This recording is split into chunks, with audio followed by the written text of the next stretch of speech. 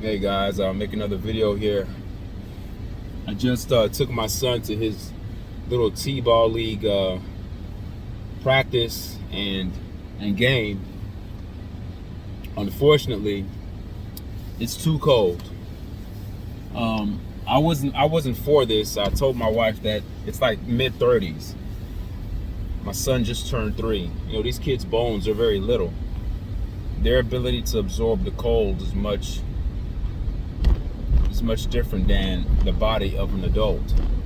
But you know, when you're a married man, you have to be very careful if you're with your spouse. You don't want to turn everything into an argument.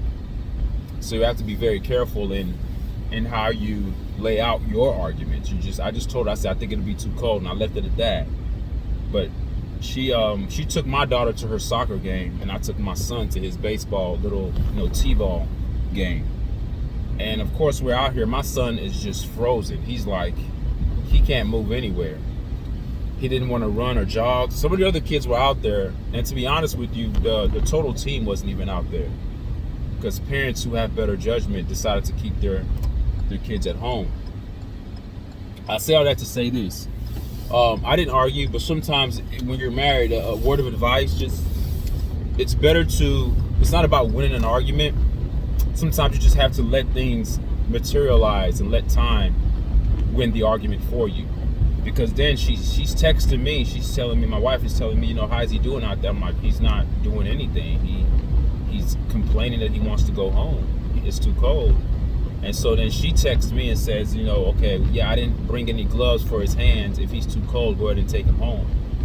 But initially, that's what I said we should do. I said we should not go. Before we left the house, I didn't say we should not go. I said it'll be too cold to go. And as she was getting my daughter ready, I asked her, I said, are we still going? She says, yeah, but if it's too cold, we'll see.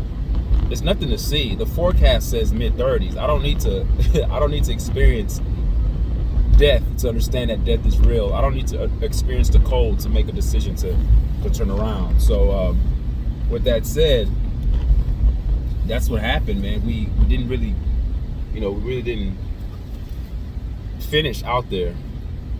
So now I'm on my way back home, and I literally cannot feel my hands. They were frozen. They were frozen.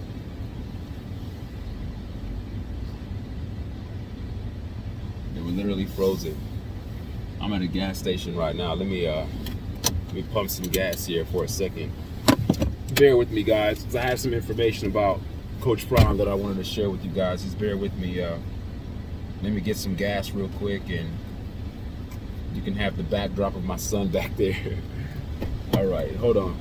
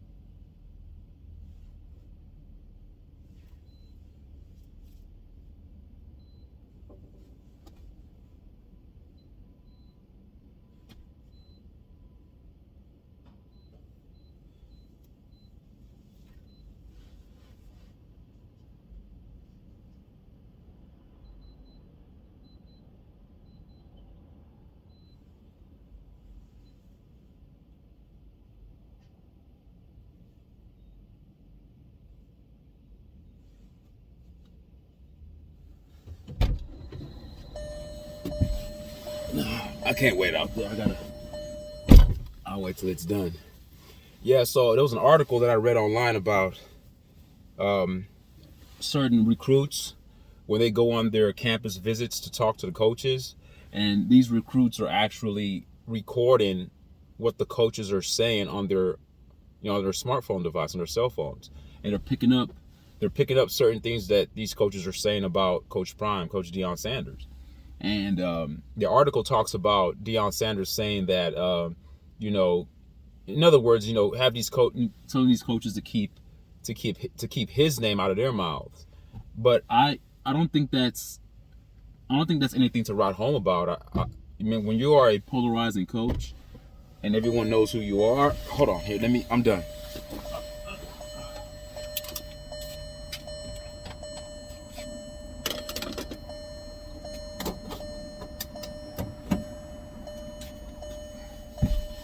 Okay, when you are a polarizing coach and you're popular and people know who you are, of course, coaches are going to mention your name because you're the next hot thing. You are the alleged up and coming coach that has hit the Power 5 conference scene, and you're getting a lot of attention. You have the potentiality to be dominant, but I don't agree with a lot of the practices that I see him applying to his team and the way he runs his team. But with that said, I still feel that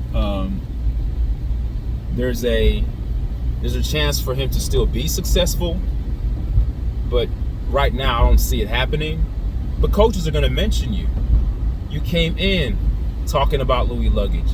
Look at any other coach in college football. Look at their press conferences. Tell me what other coach has more excitement during a press conference than Coach Prime.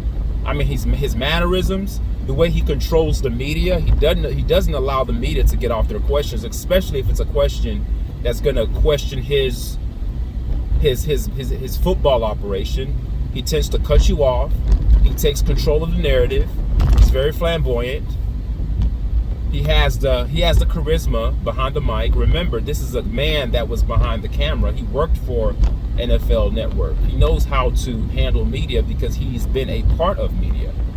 So I don't think that it's something bad. That I think it's a good thing. He should take that as a positive.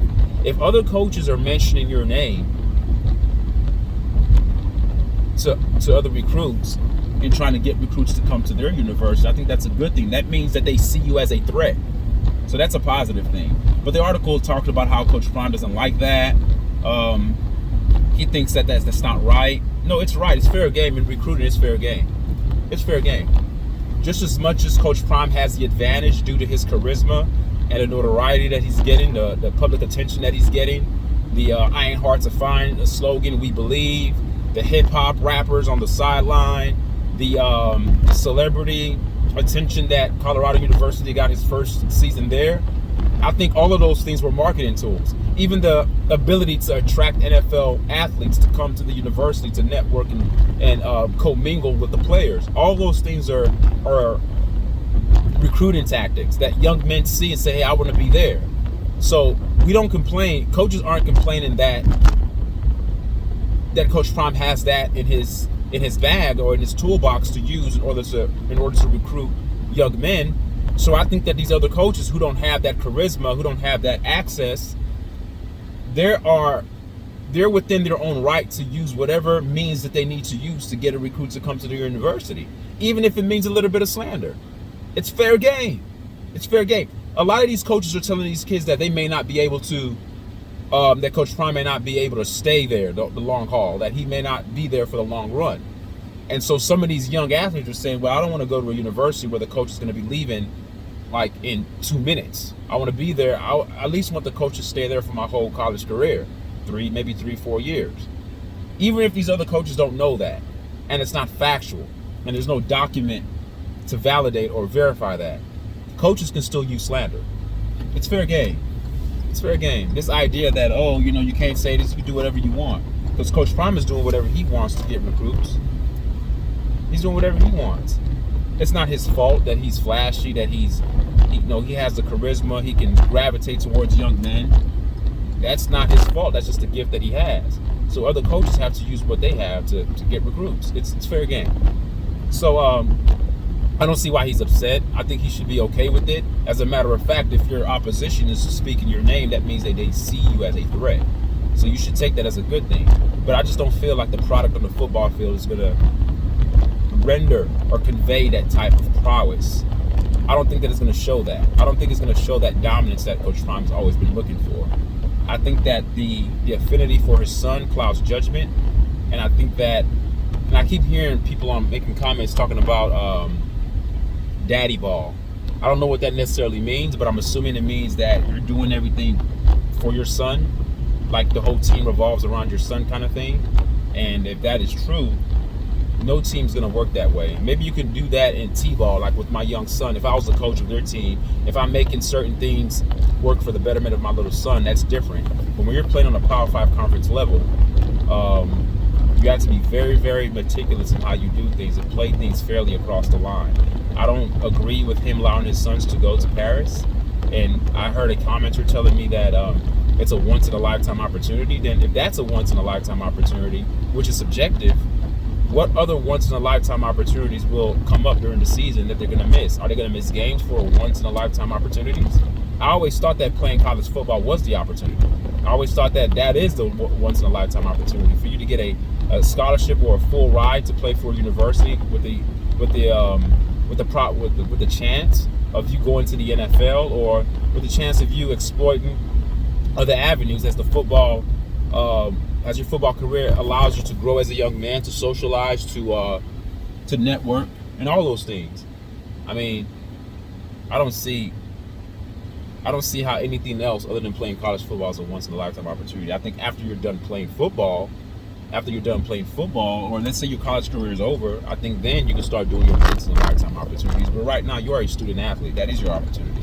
But when you are a celebrity-type person like Shedeur and Shiloh, you already have that celebrity aura, draped all over you. You don't think that you're a student athlete. You already think you're a celebrity, which they kind of are. It's not their fault. Their dad, you can fault their dad for that. They have the last name Sanders.